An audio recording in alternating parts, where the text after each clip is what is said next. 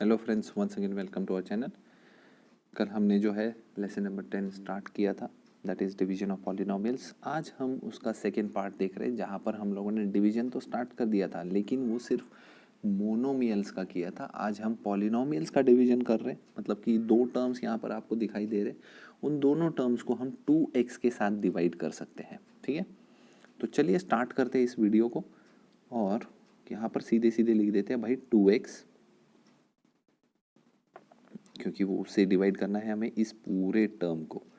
ठीक है, देखा जाए तो ये ट्रेडिशनल मेथड बोला जाता है, जहाँ पर हम ट्रेडिशनली इसको डिवाइड कर रहे हैं हमारे नॉर्मल डिवीजन के साथ में। मैं एक और चीज़ दिखाना चाहता हूँ इसके साथ में। यहाँ पर मैं है एक्सप्लेनेशन लिखने वाला हूँ इस चीज़ की, कि हम लोग किस तरीके से इसको सॉल्व कर सकते हैं। देखो, अभी सबसे पहला टर्म है 6x³। तो हमारा सबसे पहला एम होना चाहिए कि भाई इस टर्म को एलिमिनेट करना है। और हम जब तक पूरा डिवीजन नहीं करते, पूरा डिवीजन मतलब क्या, कि रिमाइंडर आना 0, उसको बोलते हैं पूरा डिवीजन करना। जब तक वो नहीं होता तब तक हम लोग इसका आंसर फाइंड नहीं कर सकते, मतलब क्वोशंट फाइंड नहीं कर सकते यहाँ पे, राइट। तो अगर हमें डिवाइड करना है तो हमें रिमाइंडर 0 लाना पड़ेगा। इसके लिए पहला स्टेप ये है कि पहले टर्म को एलिमिनेट करो। तो आपको ऐसे नंबर ढूंढने पड़ेंगे जो 2x के साथ मल्टीप्लाई करेंगे तो हमें आंसर दे सकते हैं 6x³। तो इसके लिए बहुत ही इजी मेथड क्या है कि 2 के साथ में ऐसा कौन सा नंबर है जो मल्टीप्लाई करने के बाद 6 आता है, तो आंसर आता है 3। और यहाँ पे तो x³ लिखा है, x³ में से मतलब 3x में से एक x पहले से प्रेजेंट है, बचे कितने x, 2x, मतलब कि मैं x² लिख सकता हूँ। तो मेरा पहला नंबर आपको दिख चुका है यहाँ पे। मैं यहाँ पे लिखूंगा 3x², इनको मल्टीप्लाई करूंगा तो आंसर आएगा 6x³। माइनस करोगे, ये दोनों कैंसिल होके 0 आ जाएगा आंसर, मतलब 0 लिख सकते हो डायरेक्टली, मैंने कैंसिल करके दिखाया है। ठीक है, अब नेक्स्ट स्टेप क्या करनी है आपको, +8 साइन के साथ में +8x² जो है वो एज इट इज़ लेना है। वापस वही सारे स्टेप्स करने वाले हो आप लोग, मतलब कि यहाँ पे लिखोगे 2x के साथ ऐसा कौन सा नंबर है जो मल्टीप्लाई करने के बाद 8x² आता है, और आप लोग ढूंढोगे उस नंबर को, कोशिश करोगे 2 के साथ ऐसा कौन सा नंबर है जो हम लोग मल्टीप्लाई कर सकते हैं। तो वो है दोस्तों 4। 2 4 जा कितना होता है, 8। चलिए 8 का काम हो गया। x² मतलब कि 2x में से एक x यहाँ पे है, तो एक x ही हमें चाहिए। तो मल्टीप्लाई x और x मल्टीप्लाई होकर x² होता है, 2 और 4 मल्टीप्लाई होकर 8 होता है। मतलब कि 4x जो है मैं यहाँ लिखूंगा +4x, क्योंकि मुझे प्लस में ही आंसर चाहिए, +8x²। इनको हम लोग माइनस करते हैं हमेशा, जैसे कि मैंने यहाँ पे माइनस लिखा हुआ है, यहाँ पर भी वैसे ही करना है, और ये आंसर 0 आ गया। रिमाइंडर आपका 0 आ चुका है। आपका आंसर या फिर जो आपका क्वोशंट है वो आ चुका है 3x² + 4x। ठीक है, इस तरीके से करते हैं किसी भी नंबर को डिवाइड। बहुत अच्छे से ध्यान से इस चीज़ को सॉल्व करें, क्योंकि एक बार आप प्रैक्टिस कर लोगे इस चीज़ की, दो तीन क्वेश्चंस की, तो आपको ये इजीली आना शुरू होगा। ठीक है, ये तो हुआ एक एग्जांपल, मैं और एक एग्जांपल लेने वाला हूँ। चलिए दूसरा नंबर भी यहाँ पे लिख दिया है, इसको करना है डिवाइड। देखा जाए तो आप देखते ही डर गए होंगे कि अरे ये क्या है भाई, ये तो y⁴ y³ y², इसे कैसे डिवाइड करेंगे। तो डरने की कोई बात नहीं है, छोटा सा ही डिवीजन है, जैसा कि हम लोग पहले से करते आ रहे हैं वैसे ही करना है। डिवीजन लिखना है यहाँ पे साइन सिंबल के साथ, y फिर 5y² बाहर, और ये बाकी सारे जो गंदे से नंबर है इनको अंदर लग देना है। ठीक है, बहुत ही बड़े नंबर है, सोच रहे कि ये डिवाइड ही नहीं होगा हमसे, लेकिन हम तो डिवाइड करके रहेंगे भैया। तो चलो करके देखते हैं इनका डिवीजन, तोड़ मरोड़ देते हैं इनको। ठीक है, मैं एक्सप्लेनेशन वाला पार्ट जो था वो यहाँ पर अपना ड्रॉ कर लेता हूँ भाई। लाइन सीधी बन गई। दोस्तों ये एक्सप्लेनेशन वाला पार्ट जो है ना, this is the most important part. Okay, why it is important, क्योंकि हम लोग अभी इस डिवीजन के इनिशियल स्टेज पे, जहाँ पर हम लोग छोटे छोटे नंबर्स का डिवीजन कर रहे हैं, छोटे एल्जेब्रिक टर्म्स का डिवीजन कर रहे हैं, तो ये ज़रूरी है। इवन 10th स्टैंडर्ड के बच्चे भी सेपरेटली इसको ड्रॉ करते हैं और बड़े बड़े डिविजन्स करते हैं। तो आपको कहीं पे भी थोड़ा सा भी ऐसे सोचना नहीं है. Don't feel shy that you are writing everything and अगर कल को बच्चे देख के बोलते हैं अरे तूने तो ये भी सॉल्व किया है, ऐसा कभी भी नहीं होगा. सब बच्चों को ये करना ही पड़ता है और सब बच्चे ये बिना हिचकिचाहट के करते भी है. तो एक्सप्लेनेशन याद रखें. 5y², देखो मैं 5y² है ना, कितने टर्म्स है, 1 2 3, तो भाई 3 बार लिख देता हूँ. ठीक है, 3 बार डिवाइड तो करना पड़ेगा ना हमको. तो ये रहा 5y² 3 बार लिखा हुआ. ठीक है, स्पेस के साथ लिखा है. इनके साथ में कुछ नंबर्स मल्टीप्लाई होने वाले, मैं बॉक्स उनका बना देता हूँ पहले से. भाई ये बन गया हमारा सबका बॉक्स. ये पहला वाला थोड़ा सा छोटा हो गया है भाई, इनको ठीक से बना देते हैं. इक्वल टू भी डाल देते हैं. ये जो 3 नंबर्स है, 3 नंबर्स की वैल्यू भी लिख देते हैं. पहला वाला 15y⁴ आना चाहिए, दूसरा वाला 10y³ आना चाहिए, तीसरा वाला -3y² आना चाहिए. ठीक है, याद रखें. चलिए करते हैं अब सॉल्व हम इन क्वेश्चंस को. सबसे पहला था 15y⁴ आना ही चाहिए. और वो कैसे आएगा, 5 तो है, 5 के साथ ऐसा कौन सा नंबर मल्टीप्लाई करोगे तो 15 आ सकता है, तो वो है दोस्तों 3. तो 3 मैंने यहाँ पे लिख दिया है.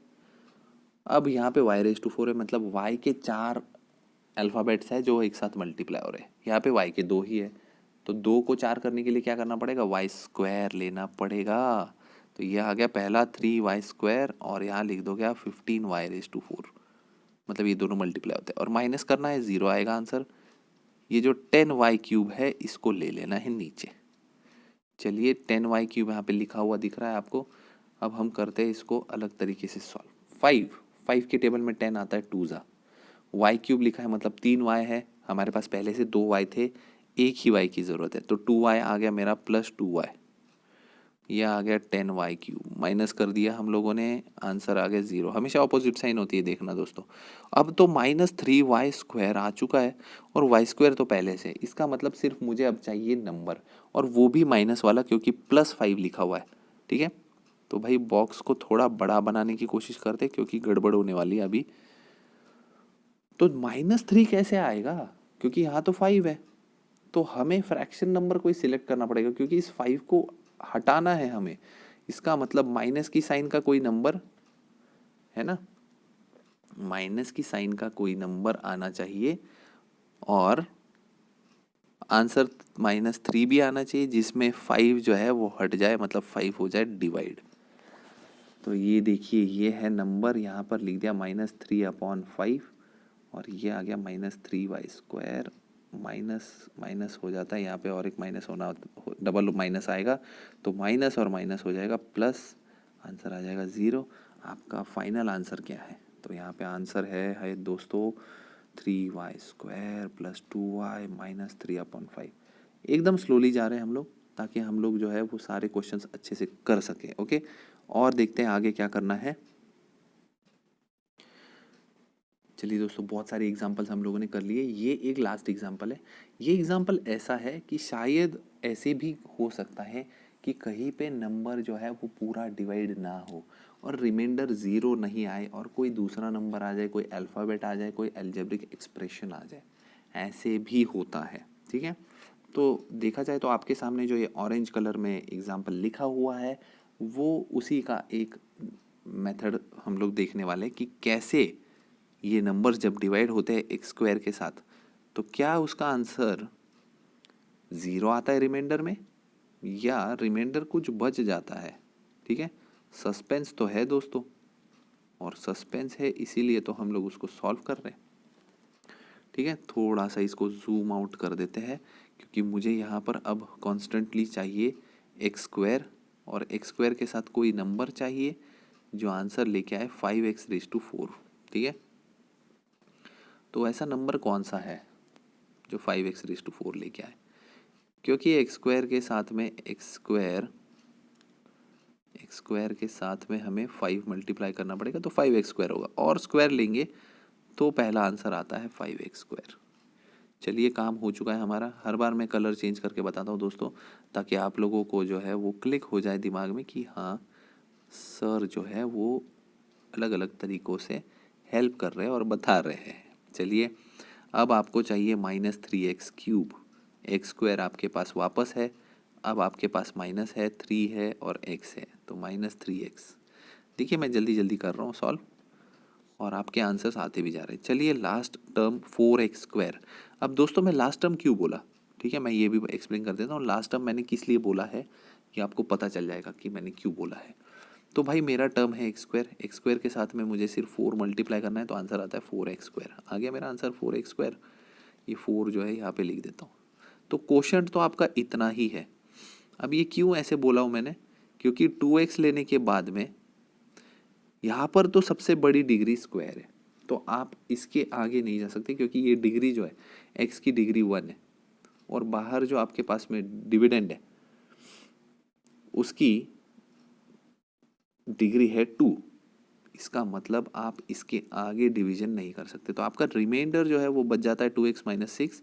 कोशेंट आ जाता है 5x² - 3x + 4। ये आपको बहुत अच्छे से याद रखना पड़ेगा कि बाहर के जो नंबर है उसकी हाईएस्ट डिग्री क्या है 2। तो आपके अंदर जितने भी नंबर्स है उसमें जब तक हाईएस्ट डिग्री 2 है तब तक आप डिवाइड कर सकते हो, लेकिन उसके आगे डिग्री कम होती जाती है और ऐसे केस में हम लोग ऐसा कोई भी नंबर नहीं मल्टीप्लाई कर सकते इसके साथ में। इसीलिए ये जो बाकी के दोनों नंबर्स है ये सीधे सीधे रिमाइंडर में कन्वर्ट कर दिए जाते हैं। ओके, तो हम लोगों ने आज है ना थोड़े बड़े बड़े क्वेश्चंस देखे, क्योंकि एक्सप्लेनेशन बहुत ज़्यादा था।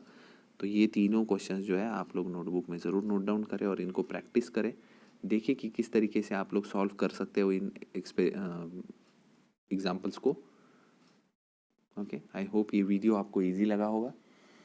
नेक्स्ट वीडियो में हम लोग इससे रिलेटेड एक एक्सरसाइज जो है दैट इज़ 10.1 हम लोग वो सॉल्व करने जा रहे हैं। छोटी सी एक्सरसाइज है, फटाफट सॉल्व हो जाएगी आई होप। चलिए, वीडियो आपको अगर पसंद आया हो तो ज़रूर लाइक कर दीजिए, दोस्तों को टैग कर दीजिए इस वीडियो के साथ, और चैनल अगर सब्सक्राइब नहीं किया तो ज़रूर सब्सक्राइब कर लीजिए। ओके, तो आज के लिए बस इतना ही। चलिए bye bye, thank you, take care.